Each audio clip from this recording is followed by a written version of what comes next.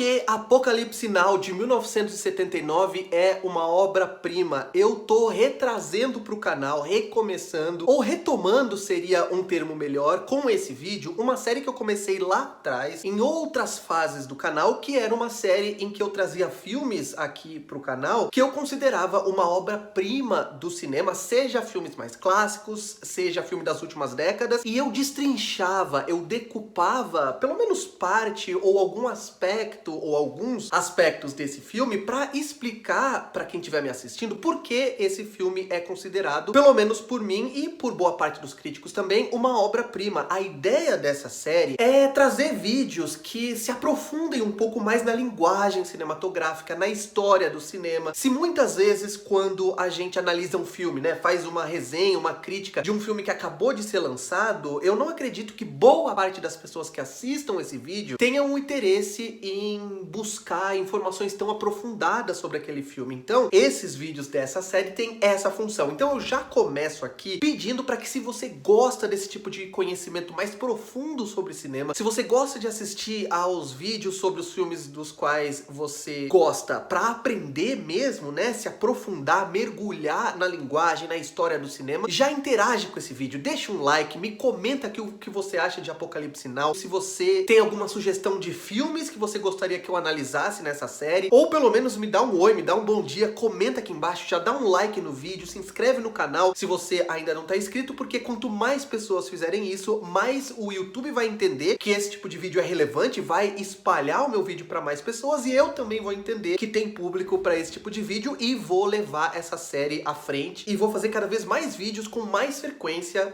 nesse estilo, beleza? E vamos à análise de Apocalipse Now, que é talvez uma das grandes obras-primas da história do cinema no gênero de filme de guerra, porque fala como nenhum outro, ou como poucos outros, sobre a insanidade, sobre a loucura da guerra e sobre todos os sentimentos mais profundos que esse tipo de contexto extremo, que é um cenário de guerra, traz de dentro das pessoas e como isso pode representar o fim da humanidade. Durante a Guerra do Vietnã, o capitão Benjamin L. Willard, Martin Sheen, recebe uma missão confidencial: subir o rio Nang com uma pequena equipe até a divisa com o Camboja, a fim de executar o mítico coronel Kurtz, Marlon Brando, que se desconectou das ordens do exército e criou uma espécie de seita no meio da floresta. Já no início do filme, os primeiros segundos, o primeiro e o segundo minutos do filme, trazem uma espécie de videoclipe com uma sobreposição que já apresenta para o espectador, de uma maneira audiovisual, de uma maneira semiótica, os temas que o filme vai desenvolver nas próximas 2h30 ou algo do tipo. E isso é um dos pontos que eu sempre considero ao considerar um filme uma obra-prima. Quando o filme é capaz de desenvolver os seus temas, de desenvolver os seus personagens através das imagens e não precisa dos diálogos o tempo todo para isso. Nesse início, essa sobreposição, que é quando o filme utiliza imagens sobrepostas a outra, já traz 3 elementos ou 4 que, apresentados ao mesmo tempo, vão trazer uma ideia de causa e consequência, vão criar uma simbiose que vai trazer pra gente, como eu falei, qual é o tema principal que esse filme vai desenvolver. Então a gente vai ver o rosto do Martin Sheen, né, vivendo ali o Capitão Willard em uma espécie de surto psiquiátrico, dentro daquele quarto, bêbado e realmente sofrendo muito, tendo realmente ali um episódio psiquiátrico. Ao mesmo tempo, essa imagem é sobreposta a imagens horríveis e que contraditoriamente são belíssimas, de bombas explodindo e destruindo parte da floresta lá no Vietnã. E tudo isso é mostrado ao som da música This Is The End, do The Doors. E se a gente pensar que o título do filme é Apocalypse Now, a gente consegue conectar todos esses elementos, como o Coppola está fazendo, para entender que para o Coppola e para o filme, aquela guerra, aquele tipo de horror, aquele tipo de destruição que a humanidade e especificamente os americanos estão causando naquele lugar, estão causando o enlouquecimento das pessoas que estão participando lá. Então a gente vê que uma coisa é consequência direta da outra, e ao mesmo tempo, a gente ouvindo This Is The End e entendendo que o título do filme é Apocalypse Now, a gente também tá vendo, através dessa sobreposição, algo que pode representar o fim da humanidade. E durante o filme a gente vai entender que fim da humanidade, fim do mundo, apocalipse que esse filme vai trazer, não é necessariamente um evento catastrófico que vai tornar a vida impossível na Terra, mas esse é um filme sobre o fim fim da humanidade como uma espécie racional, é o fim de qualquer tipo de bússola moral que tenha nos trazido até aqui, de qualquer espírito colaborativo. Então o filme vai lidar com a degradação humana, e isso já é muito evidente e muito semiótico, como eu falei, e muito lindo nesse início do filme. E durante o filme inteiro a gente percebe que o Apocalipse Now evita um erro que muitos filmes de guerra acabam tendo, que é de acabar sendo plástico demais, estético demais, e isso sendo controverso porque tá lidando com situações que são horríveis. O Coppola e o Apocalipse Now, eles conseguem fazer um filme que é lindíssimo visualmente, mas ele é lindíssimo justamente por retratar de uma maneira inequívoca o horror que ele tá mostrando pra gente. A partir desse momento, e esse é um outro ponto que eu considero importantíssimo pra efetividade e pra potência que o Apocalipse Now tem, o filme vai adotar uma estrutura que é uma estrutura mais ou menos de road movie, ou seria de river movie, né? Um filme de rio, que é um daqueles filmes, né? O road movie, que são os personagens na estrada, eles têm um destino, mas o que importa mais não é o destino, é o caminho, é a jornada e tudo aquilo que a gente vai ver ao longo desse caminho, e também tudo aquilo pelo qual os personagens vão passar, aquilo que eles vão ver, aquilo que eles vão aprender. E aí, a partir desse momento, os personagens, liderados pelo personagem do Martin Sheen, vão subir o rio, e cada vez que eles avançarem nessa jornada, a impressão que dá é que eles vão mergulhar cada vez mais no passado. É como se eles estivessem viajando no tempo cada vez que eles avançam nesse rio, e ao mesmo tempo eles vão perceber cada vez mais a profundidade do problema, a profundidade da perda da moralidade humana que aquelas pessoas estão enfrentando naquele fim de mundo, naquele lugar isolado na floresta do Sudeste Asiático. A primeira parada nesse river movie é a parada que eles têm ali com o general interpretado pelo Robert Duvall, que já começa com os personagens principais chegando ali na praia com o barco, e a gente tem uma cena metalinguística em que o próprio Coppola é visto ali como um diretor dentro do filme que tá fazendo um filme de guerra numa cena real da Guerra do Vietnã ali, e o filme já tá comentando dessa maneira a espetacularização que Hollywood faz da realidade americana e também ao redor do mundo, e também como o show business americano gosta de tratar com sensacionalismo e de transformar tudo, acima de tudo, em produto para ser consumido pelas massas em forma de entretenimento. E quando a gente conhece o personagem do Robert Duvall, a gente vê que ele já foi afetado pela guerra de uma maneira bastante incorrigível. Imagina, essas pessoas, e o personagem do Robert Duvall mostra muito isso, eram pessoas comuns nos Estados Unidos, eles tinham empregos que talvez não desse pra eles nenhum tipo de orgulho, eles eram pessoas até que não tinham muita condição financeira, e lá ele não só é tratado como uma autoridade, como também, olha que incrível, gente, e olha que triste, né, se a gente pensar na maneira com que a nossa sociedade é organizada. Ele tem um contato com a natureza que normalmente é algo que o capitalismo nos priva de ter, e apenas na guerra, apenas numa situação em que ele tá convivendo com a morte todo dia, ele consegue fazer coisas como surfar, ele consegue fazer coisas como ter contato com a natureza, e ele se apaixona por aquele lugar, ele se acostuma com aquela rotina, e ele banaliza, ele minimaliza o que tá acontecendo e começa até a romantizar a vida que ele tem de uma forma que é espantosa para os personagens que a gente tá acompanhando ali naquele grupo do Willard, e também pra gente. E é claro que isso vai ser simbolizado de forma máxima na frase clássica, icônica, que é talvez a segunda frase mais icônica do filme. A primeira eu vou falar sobre ela mais adiante, que é: eu amo o cheiro de napalm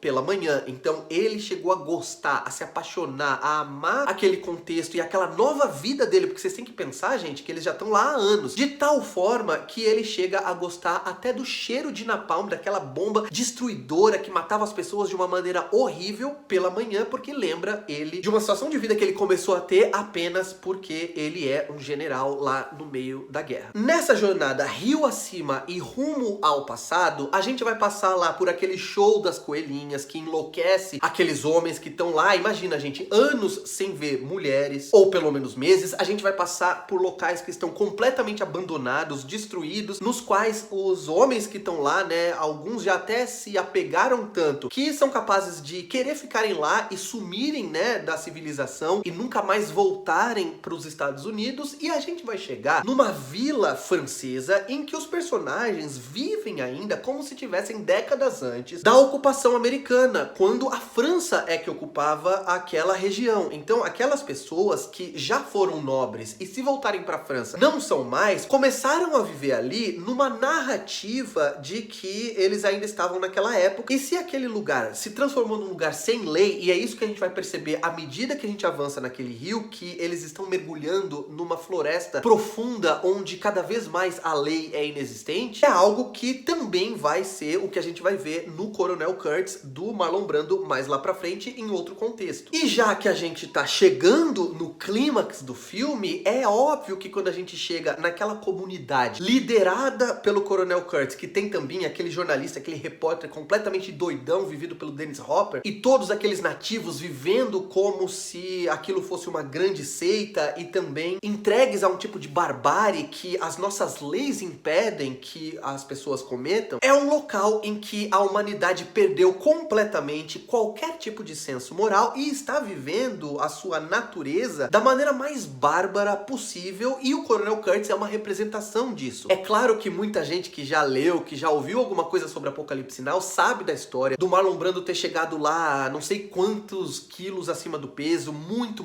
obeso, e o Coppola, que é um grande cineasta, juntamente, claro, com o diretor de fotografia Vittorio Storaro, encontraram uma maneira que acabou sendo ainda muito melhor. Eu não consigo imaginar uma maneira mais eficiente, mais impactante de filmar o Marlon Brando, como eles fizeram, usando bastante contraluz, usando bastante sombras. Então ele aparece mergulhado em sombras, a gente acompanha apenas a silhueta do rosto e do corpo daquele homem gigantesco, que o fato de ele estar obeso também traz essa aura, né, gigantesca, essa aura imponente e ameaçadora que ele tem ali. E o Marlon Brando, que é um dos grandes atores da história do cinema, interpreta o Coronel Kurtz apenas com a voz, e é uma voz que a gente consegue pegar pelas nuances, a loucura, a insanidade, mas também o quão ameaçador é aquele homem pro Willard. E essa jornada aos recônditos da alma humana e também da barbárie que se esconde lá no fundo da nossa humanidade sem nenhum tipo de padrão moral, de pacto civilizatório, está resumida no discurso icônico do Marlon Brando, ali do Coronel Kurtz, para o Willard. E aquela sociedade ali que ele tá, sei lá, não dá pra dizer isso, mas administrando aquele lugar sujo, caído, cheio de sangue, de violência, de vísceras, é a maior representação visual desse apocalipse que está no título do filme. É claro que esse vídeo tem spoilers, porque é uma análise mais profunda dessa obra, mas no confronto final, que é o clímax do filme, é aquilo que a gente tá esperando entre o Willard e o Coronel Kurtz, o Coppola, juntamente com o montador do filme, que é o igualmente icônico Walter Murch, vão fazer algo que é, na minha opinião, um toque de gênio, que é usar um raccord. O que é um raccord? É quando duas imagens que são antagônicas, que não tem nada a ver uma com a outra, ou pelo menos que estão localizadas em lugares diferentes, em tempos diferentes, são usadas através de cortes, e por causa dos cortes, elas são aproximadas e tematicamente elas acabam sendo fundidas. E o raccord que eles vão usar é entre a execução do Coronel Kurtz pelo Willard e aquele sacrifício daquele boi por aqueles membros daquela comunidade, que é um sacrifício bastante visual, tem muita coisa aqui controvérsia, é um assassinato ali, né, não sei se dá pra gente chamar assim, mas é um sacrifício real daquele boi que tá sendo filmado. Então a gente não vê o Coronel Kurtz morrendo, a gente tá naquela contraluz, a gente vê tudo meio sugerido, a gente não vê nada entrando no corpo dele, mas todo o golpe que aquele boi recebe e aquele vermelho que a gente vê nas feridas, né, nas aberturas que vão sendo feitas no corpo daquele boi, o sangue esguichando, na verdade não é daquele boi, é do Coronel Kurtz. É um final espetacular, é um grande clímax para um grande filme que vai terminar trazendo de volta uma parte icônica daquele discurso, também icônico, também inesquecível, do Coronel Kurtz, que é falando sobre o horror. Então a frase que é, como eu falei anteriormente, né, eu tinha falado qual que era a segunda mais icônica, essa que é a primeira, é a mais memorável do filme, é a última frase do filme, que é quando a gente ouve o Coronel Kurtz de novo dizendo o horror, né, the horror, com aquela voz maravilhosa do Marlon Brando. Então, por todos esses motivos que eu trouxe até aqui, o Apocalipse Now é, na minha opinião, um dos grandes filmes de guerra da história do cinema e também um dos grandes filmes já feitos até hoje. É um filme que você assiste 40 anos depois, 45 anos depois, e você ainda toma uma porrada, ainda é um impacto muito grande. E eu sugiro que, se você não viu, você corra pra assistir ao filme, que tá no catálogo do MUBI, então você não precisa nem baixar, você tem aí em altíssima definição pra assistir. E eu quero muito que, se você chegou a esse momento aqui do vídeo, vídeo, você comente aqui embaixo o que achou dessa análise, o que você acha de Apocalipse Now. E só pra provar que você chegou até aqui, eu quero que vocês comentem aqui embaixo o horror. Se você comentar o horror aqui embaixo, eu vou saber que você assistiu até o final, e isso vai me deixar muito feliz, porque isso é o que todo produtor de conteúdo quer, que as pessoas consumam tudo que a gente tá produzindo até o fim, o pensamento completo que eu apresentei nesse vídeo, tá bom, gente? Muito obrigado pra você que ficou até aqui. Se você não é inscrito no canal ainda, eu vou deixar desse lado o meu ícone pra você clicar e se inscrever. Não se esquece de clicar no sininho e em sempre, pra sempre receber as notificações de vídeos novos por aqui, inclusive dos vídeos dessa série de obras-primas, que se vocês me ajudarem a engajar com o conteúdo, eu vou trazer cada vez mais pra cá. E desse outro lado aqui eu vou deixar a playlist com os vídeos anteriores dessa série pra você mergulhar aí nos filmes que eu analisei até aqui. Beleza? Eu vou ficando por aqui. Um abraço, tchau!